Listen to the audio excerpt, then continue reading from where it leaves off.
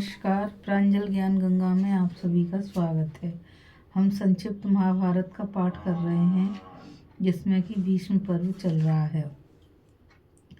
कल हमने कथा में युधिष्ठिर की चिंता, कृष्ण का आश्वासन और क्रौंच व्यू की रचना को पढ़ा था।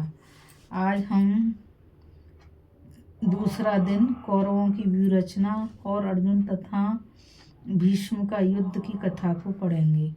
संजय ने कहा, राजन, दुर्योधन ने जब उस दुर्भेद क्रौंच व्यू की रचना देखी और अत्यंत तेजस्वी अर्जुन को उसकी रक्षा करते पाया तो द्रोणाचार्य के पास जाकर वहां उपस्थित सभी सूरवीरों से कहा, वीरों, आप सब लोग नाना प्रकार के अस्त्र संचालन की विद्या जानते हैं और युद्ध की कला में प्रवीण हैं।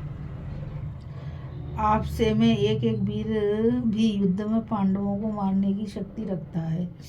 फिर यदि सभी महारथी एक साथ मिलकर युद्ध करें तब तो कहना ही क्या है। उसके इस प्रकार कहने से भीष्म, द्रोण और आपके सभी पुत्र मिलकर पांडवों के मुकाबले में एक महान व्यू की रचना करने लगे। भीष्म जी बहुत बड़ी सेना लेकर सबसे आगे चले। उनके पीछे कुंतल, दशाड़, मगध, विदर्भ, मेकल तथा कर्ण, प्रावरण आदि देशों के वीरों को साथ लेकर महाप्रतापी द्रोणाचार्य चले। गांधार, सिंधु, शौवी, शिवी और वशती वीरों के साथ शकुनी द्रोणाचार्य की रक्षा में नियुक्त हुआ। इनके पीछे अपने सभी भाइयों के साथ दुर्योधन था। उसके साथ अश्वातक, विकर्ण, अम्बष्ट, कौशल, दरद, शख आदि योद्धा थे। इन सब के साथ वह शकुनी की सेना की रक्षा कर रहा था। भूरिश्रवा, शल्य, शल, भगदत्त और बिंद अनविंद ये व्यू के वाम भाग की रक्षा करने लगे। सोमदत्त का पुत्र सुशर्मा, कंबोजराज, सुदक्षिण, श्रुतायु और अच्युतायु ये दक्षिण भाग के रक्षक थे। अश्वत्थामा, कृपाचार्य और कृतवर्मा ये सब बहुत बड़ी सेना के साथ व्यू के पृष्ठभाग में खड़े हुए थे। इनके पृष्ठपोषक थे केतुमान, वसुदान, काशीराज के पुत्र तथा और दूसरे देशों के राजा लोग।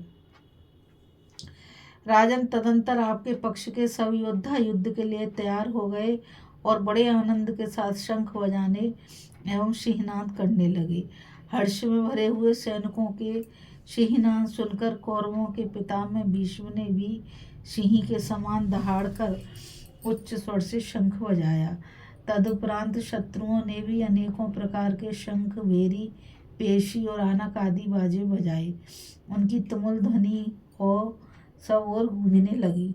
श्री कृष्ण, अर्जुन, भीमसेन, युधिष्ठिर, नकुल और सहदेव ने भी अपने अपने शंख बजाए तथा काशीराज, शैब्य, शिखंडी, धृष्टद्युम्न, विराट, सात्यकी, पांचाल देशीय वीर और द्रौपदी के पुत्र भी बड़े बड़े शंख बजाकर सिंहों के समान दहाड़ने लगे।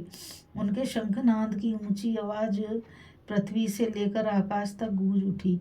इस प्रकार कौरव और पांडव एक दूसरे को पीड़ा पहुंचाते हुए युद्ध के लिए आमने सामने खड़े हो गए। धृतराष्ट्र ने पूछा, जब दोनों ओर की सेना व्यू रचना पूर्वक खड़ी हो गई तो योद्धाओं ने किस प्रकार एक दूसरे पर प्रहार करना शुरू किया। संजय ने कहा, जब दोनों ओर समान रूप से सेनाओं की व्यू रचना हो गई और सब ओर सुंदर ध्वजाएं फहराने लगी तब दुर्योधन ने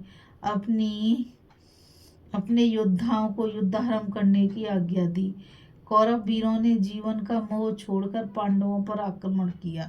फिर तो दोनों ओर की सेनाओं में रोमांचकारी युद्ध होने लगा। रथ से रथ और हाथी से हाथी भिड़ गए। हाथी और घोड़ों के शरीरों में असंख्य बाण घुसने लगे।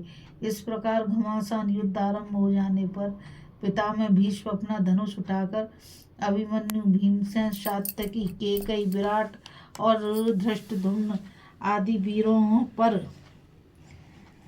तथा चेदी और मत्स्य देश के राजाओं पर बाणों की वर्षा करने लगे।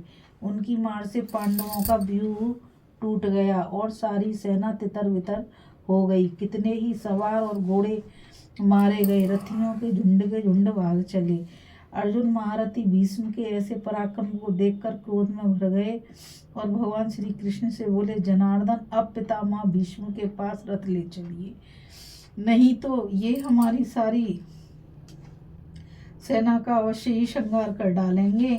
सेना को बचाने के लिए आज मैं भीष्म का वध करूंगा। श्री कृष्ण ने कहा, अच्छा धनंजय, अब सावधान हो जाओ। या देखो, मैं अभी तुम्हें पितामह के रथ के पास पहुंचा देता हूँ। ऐसा कहकर श्री कृष्ण अर्जुन के रथ को भीष्म के पास ले चले। भीष्म ने जब देखा अर्जुन अपने बाणों से शूरवीरों का मर्दन करते हुए बड़ी वेग से आ रहा है, तो वो आगे बढ़कर उनका सामना किया। उस समय अर्जुन के ऊपर भीष्म ने 77 बाण, 77, द्रोण ने 25, कृपाचार्य ने 50, दुर्योधन ने 64, शल्य और जयद्रथ ने 9, शकुनी ने 5 और विकर्ण ने 10 बाण मारे। इस प्रकार चारों ओर से तीखे बाणों से विंध जाने पर महाबाहु अर्जुन तनिक भी व्यथित या विचलित नहीं हुए। उन्होंने भीष्म को 25, कृपाचार्य को 9, द्रोणाचार्य को 60, विकर्ण को 3, शल्य को 3 और दुर्योधन को 5 बाणों से बीत कर तुरंत बदला चुकाया। इतने में ही सात्यकी, विराट, धृष्टद्युम्न, द्रौपदी के 5 पुत्र अभिमन्यु अर्जुन की सहायता के लिए आ गए और उन्हें चारों ओर से घेर कर खड़े हो गए। तब भीष्म ने 80 बाण मारकर अर्जुन को बीध दिया। यह देख कौरव पक्ष के योद्धा हर्ष के मारे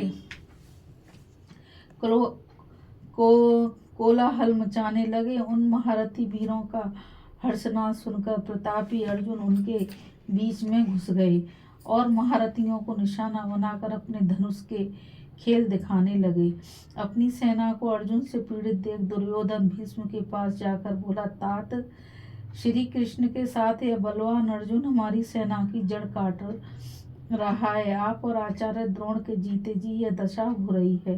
कर्ण हमारा सदा हित चाहने वाला है, मगर वह भी आप ही के कारण अपने हथियार छोड़ चुका है, इसलिए वह अर्जुन से लड़ने नहीं आता। पितामह, कृपया ऐसा उद्योग कीजिए जिससे अर्जुन मारा जाए। दुर्योधन के ऐसा कहने पर भीष्म जी, क्षत्रिय धर्म को धिक्कार है, यह कहकर अर्जुन के रथ की ओर बढ़े। अश्वत्थामा, दुर्योधन और विकर्ण ने भीष्म का साथ दिया। उधर पांडव भी अर्जुन को घेर कर खड़े थे। फिर संग्राम छिड़ा। अर्जुन ने बाणों का जाल फैलाकर भीष्म को सब ओर से ढक दिया। भीष्म ने भी बाण मारकर उस जाल को तोड़ डाला। इस प्रकार दोनों एक दूसरे के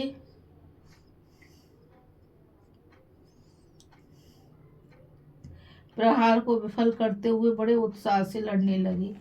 भीष्म के धनुष से टूटे हुए बाणों के समूह अर्जुन के बाणों से छिन्न भिन्न होते दिखाई देते थे। इसी प्रकार अर्जुन के छोड़े हुए बाण भी भीष्म के सहायकों से कटकर पृथ्वी पर गिर जाते थे। दोनों ही बलवान थे, दोनों ही अजय, दोनों एक दूसरे के योग्य प्रतिद्वंदी थे। उस समय कौरव भीष्म को और पांडव अर्जुन को उनके ध्वजा आदि चिन्हों से ही पहचान पाते थे। उन दोनों वीरों के पराक्रम को देखकर सभी प्राणी आश्चर्य करते थे। जैसे धर्म में स्थित रहकर बर्ताव करने वाले पुरुष में कोई दोष नहीं निकाला जा सकता, उसी प्रकार उनकी रणकुशलता में कोई भूल नहीं दिखती थी।